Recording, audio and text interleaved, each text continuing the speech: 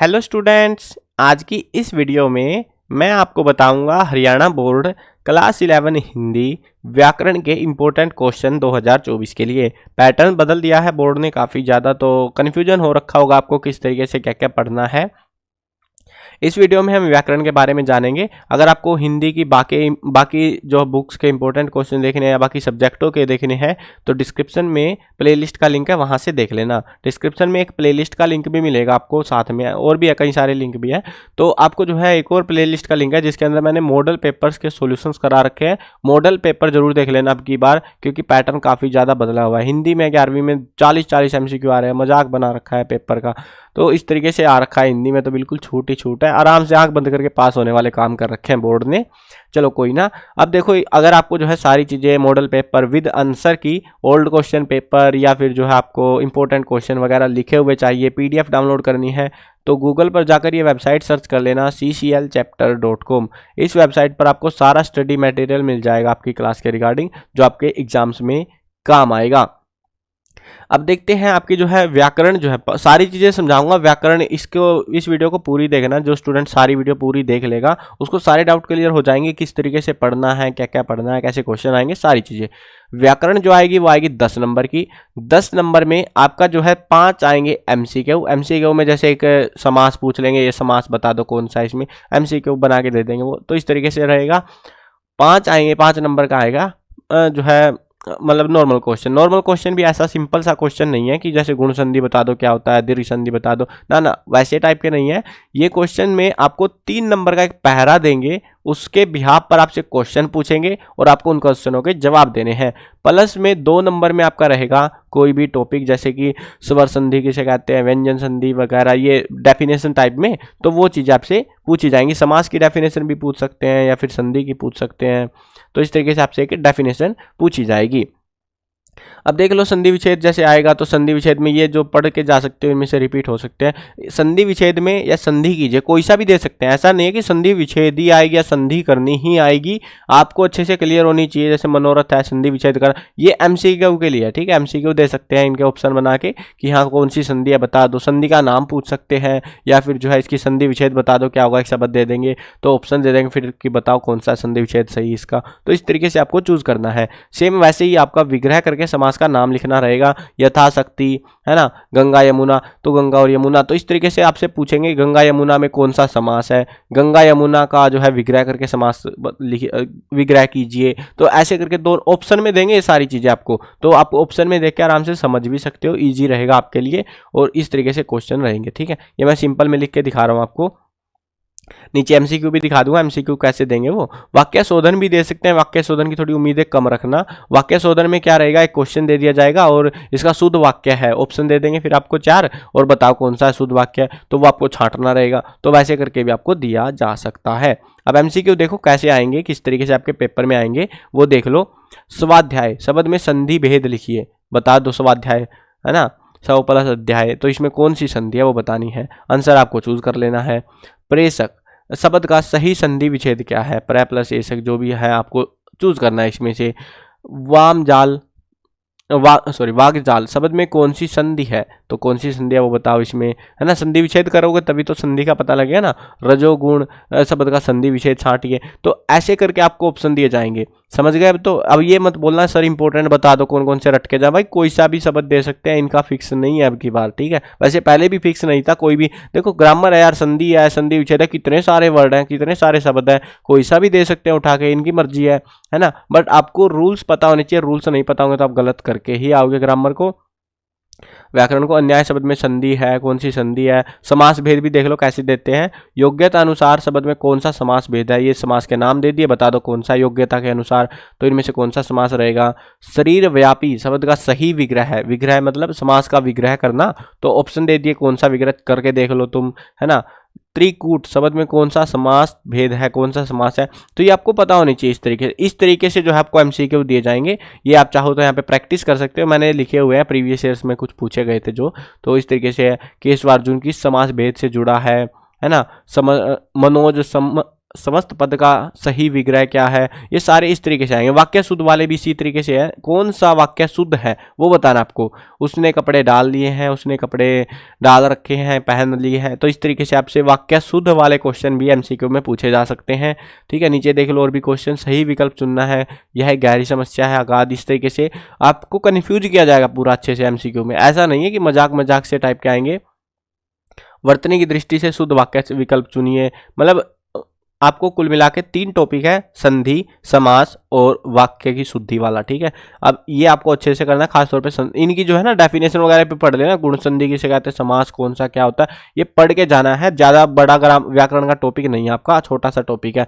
अब जो है इसमें से आपका जो टॉपिक है वो बता देता हूँ, वो आएगा आपका 7 नंबर का टोटल। ठीक है, 3 नंबर का आपका फ्री है, 3 नंबर की टेंशन मत लो, वो पक्का 3 नंबर आएंगे तुम्हारे। ठीक है, वीडियो को पूरी देखते रहो, अभी बचा हुआ है और भी चीजें बची हुई है, सब्र रखो थोड़ा। ठीक है, यह है आपका मॉडल पेपर। और इस मॉडल पेपर में आप देख सकते हो अच्छे से कि किस तरीके से आपका जो है एक क्वेश्चन आएगा, प्रश्न नंबर 15 पे रहेगा वो पेपर में।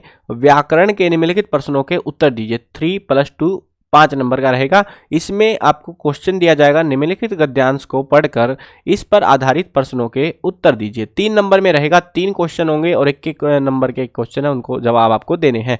उसके बाद में एक जो क्वेश्चन रहेगा 2 नंबर का, जैसे गुण संधि को उदाहरण सहित परिभाषित कीजिए। यानी गुण संधि किसे कहते हैं उसकी परिभाषा देनी है, उसके बाद में उसका 1-2 उदाहरण भी दे देना है। वैसे ही गुण संधि के अलावा जो भी आपके ग्रामेटिकल टॉपिक्स हैं, ठीक है, संधि समास में, उनकी डेफिनेशन और एक उदाहरण एटलीस्ट आपको उनके पढ़ के जाने हैं। अच्छे से करके जाओगे, देखो मैंने दिखा दिया एमसीक्यू कैसे आएंगे, विच्छेद, संधि विच्छेद, उस तरीके से टाइप में पूछेंगे वो आपको, तो वो भी आपको समझ में आ जाएंगे। रूल्स अगर आपको पता होंगे तो ही आप उनको अटेम्प्ट कर पाओगे, नहीं तो कंफ्यूज रहोगे आप। क्योंकि ऑप्शन में जैसे संधि विच्छेद आ गया तो आपको संधि करनी आनी चाहिए कम से कम, कि संधि कैसे होगी इसकी। चारों ऑप्शनों की संधि कर दो, आपको पता लग जाएगा भाई कौन सा सही है ना। तो इस तरीके से आपको ध्यान रखना है, वो आपको करने हैं। अब ये पैसेज देख लो, एक जो गद्यांश दिया जाएगा, इसको कैसे सोल्व करना है, कैसे क्वेश्चन आपका रहेगा, क्या तरीका पैटर्न रहना चाहिए। नारी नर की शक्ति है, वह माता, बहन, पत्नी और पुत्री आदि रूपों में पुरुष में कर्तव्य की भावना सदा जगाती रहती है। वह ममतामयी है, अतः पुष्प के समान कोमल है, किंतु चोट खाकर जब वह अत्याचार के लिए सुन्न हो जाती है तो वज्र से भी ज्यादा कठोर हो जाती है। तब वह न माता रहती है न प्रिया, उसका एक ही रूप होता है, वह है दुर्गा का रूप। वास्तव में नारी सृष्टि का ही रूप है, जिसमें सभी शक्तियां समाहित हैं। तो यहाँ पे नारी शक्ति की बात की गई है। अब क्वेश्चन देखो, क्वेश्चन कैसे आएंगे, नारी किस किस रूप में नारी नर में शक्ति जगाती है। अब आप अगर ध्यान से पढ़ोगे इसमें तो किस किस रूप में, माता, बहन, पत्नी और पुत्री के रूप में कर्तव्य की भावना सदा जगाती रहती है। तो शक्ति किस तरीके से जगाती है, इन रूपों में जगाती है वो। ठीक है, अब अगला क्वेश्चन देखो, आपको बस यही लिखना है किस रूप में जगाती है ना, आपको लिखना है माता, बहन, पत्नी और पुत्री के रूप में। ठीक है, इस तरीके से लिख देना, सिंपल आंसर आपको टीचर नंबर दे देगा। अगला क्वेश्चन देखो, नारी को फूल सी कोमल और वज्र सी कठोर क्यों मानी जाती है। तो क्यों मानी जाती है फूल सी कोमल, है ना। यहाँ पे देखो इन्होंने बोला भी था, किंतु चोट खाकर जब वह अत्याचार के लिए स्निग्ध हो जाती है तो वज्र से भी ज्यादा कठोर हो जाती है, तब वह माता रहती है ना प्रिया। अब यहाँ पे आपको थिंकिंग लगानी है, ऐसा नहीं है कि डायरेक्ट टेपे टूपे मिलेंगे आपको। ठीक है, आपको दिमाग लगाना है कि क्या करना है इसके अंदर। अब आपको यहाँ पे पता लग गया, पुरुष में कर्तव्य की भावना सदा जगाती है, वह ममतामयी है ना। शब्दों पे ध्यान दो तुम, शब्दों में क्या बोला गया, फूल सी कोमल क्यों कहा गया, क्योंकि वो ममतामयी है, पुष्प के समान, इसीलिए कोमल उसको कह रहे हैं कि कर्तव्य की भावना पुरुष के अंदर जगाती है। अब वज्र सी कठोर क्यों कहा गया, क्योंकि अत्याचार जब वो सहन करती है तो वो जो है कठोर बन जाती है, फिर वो किसी की कोई सहायता नहीं करती, फिर वो अपना ही स्वरूप दिखाती है। तो इस तरीके से आपको यहाँ पे बताना है, एक्सप्लेन करना है। अब ज्यादा नहीं करना, पता लगे 4 लाइनों में लिख के आ गए आंसर, नहीं, 1 से 2 लाइन में बताना, छोटा सा प्यारा से शब्दों में बनाना है, इसको आंसर को बनाना है। ऐसा नहीं है ऊपर से उठा के टेप देना सारों को। नारी दुर्गा का रूप कब धारण कर लेती है, अब आपको पता लग गया। देखो, न प्रिया, उसका एक ही रूप होता है, वह है दुर्गा का। अब इन्होंने पूछा कब धारण करती है, जब वह चोट खाकर, जब वह, सॉरी यहाँ से आएगा, जब वह अत्याचार के लिए स्निग्ध हो जाती है। तब वह दुर्गा का रूप धारण करती है। तो इस तरीके से आपको लिख देना है। अब इसमें जो है 2 क्वेश्चन तो हमें एज इट इज ही मिल गए, एक क्वेश्चन हमको थोड़ा सोच के बनाना पड़ा। ऐसे ही आपको व्याकरण दी जाएगी, एक पहरा आएगा। अब ये मत सोचो ना कहीं यही वाला आ जाए एज इट इज, हम तो रट के भाग जाएंगे इसको, नहीं ऐसा नहीं है। कुछ भी देंगे वो नया पैसेज आपको दिया जाएगा, एक अननोन पैसेज होगा बिल्कुल, और उसको आपको इस तरीके से समझ के शांति से पढ़ना है। आपके पास में बहुत टाइम है हिंदी के पेपर में, अगर तुम ढंग से याद करके जाओगे सारे पेपर को तो आराम से तुम 1.5 घंटे में खत्म कर सकते हो। इतना छोटा पेपर है आपका। अब इसीलिए मैं कह रहा हूं आराम से करना, बिल्कुल सोच समझ के उत्तर लिखने, आपको बहुत टाइम, सफिशिएंट टाइम मिलेगा आपको, ठीक है। तो इस तरीके से रहेगा ये व्याकरण। मैंने जो है 15वां क्वेश्चन आएगा 3 नंबर में, ये पैसेज आएगा। इसको कहीं तुम सोचो पता नहीं क्या आ गया नया नया सा व्याकरण में कि पता नहीं पैसेज ही पैसेज भरे पड़े हैं पूरे पेपर में, तो आपको ऐसा लग सकता है क्योंकि पैसेज ही इतने सारे हैं, 2 और 2 4 और 5 पैसेज आ रहे हैं टोटल एक हिंदी के पेपर में। तो इतना बुरा हाल है, पैसेज ही पैसेज भरे पड़े हैं। अब देखो ठीक है, ये चीज़ है 3 नंबर का ये आएगा। इनकी जो है डेफिनेशन आपको पढ़ लेनी है, गुण संधि, दीर्घ संधि वगैरह। अब आपको दिखा देता हूँ कि क्वेश्चन एमसीक्यू जो है पेपर में कहाँ पर किस तरीके से आएंगे। तो यहाँ पर जो है हम ऊपर आते हैं, क्वेश्चन नंबर 7 में था आई थिंक, हाँ देखो इस तरीके से आपको क्वेश्चन दिया जाएगा। प्रश्न नंबर 7 में रहेगा व्याकरण पर आधारित बहुविकल्पी प्रश्नों के उत्तर दीजिए। 5 नंबर में पंचामृत, पंचामृत इसमें कौन सा समास है, समास का नाम बता दो। मैंने आपको सैंपल वहां पे दिखा भी दिए थे।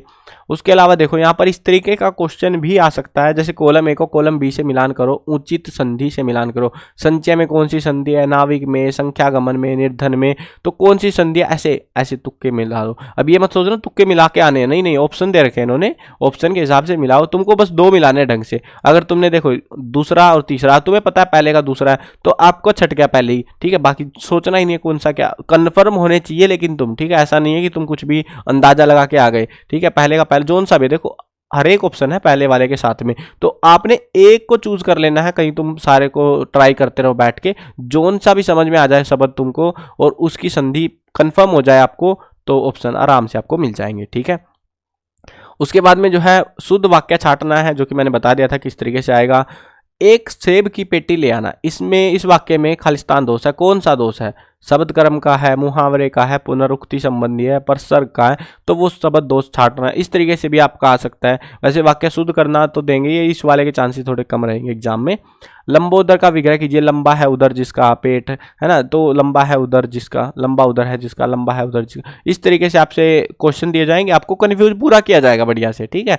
तो इस तरीके से आपको 5 एमसीक्यू मिलेंगे, आसान रहेंगे वैसे अगर तुम पढ़ के जाओगे समास विग्रह वगैरह। गाइड में जितने क्वेश्चन है एक बार से पढ़ लेना बस, उनको मेन से उनमें से उठा के दे देते हैं वो बहुत बार, तो ठीक है। वैसे कई बार नया भी दे देते हैं लेकिन इतना नया नहीं देते कि तुमने उसका नाम ही नहीं सुना होता।